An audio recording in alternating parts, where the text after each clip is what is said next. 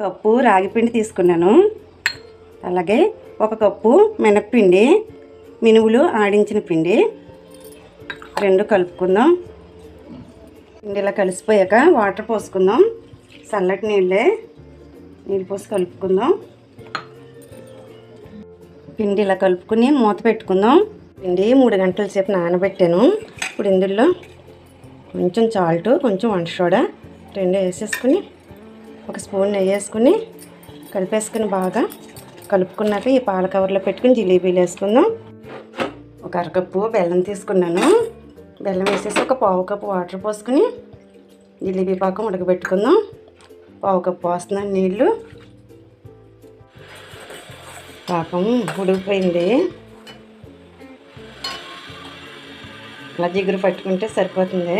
ఇప్పుడు మనం యాలకుల పొడి, చిటికుడు ఫుడ్ కలర్ వేసుకుని కలిపేసుకుందాం.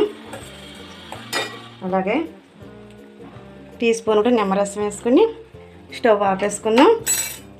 ఇట్లా ఆయిల్ పోసాను. ఆయిల్ వేడెక్కింది. ఇప్పుడు మనం జిలేబీలు చుట్టుకుందాం. చిన్న చిన్న జిలేబీలు చుట్టుకుందాం. ఇలా చుట్టుకుందాం. వేగిన వల్ల తిప్పుకుందాం. వేగిన వల్ల తీసేసుకుందాం.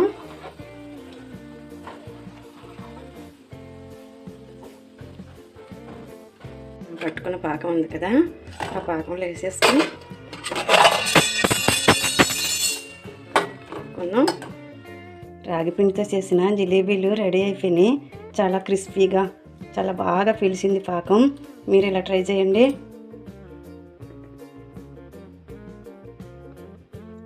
ఈ వీడియో మీకు నచ్చినట్లయితే లైక్ చేయండి, షేర్ చేయండి, సబ్స్క్రైబ్ చేసి బెల్ ఐకాన్ క్లిక్ చేయండి.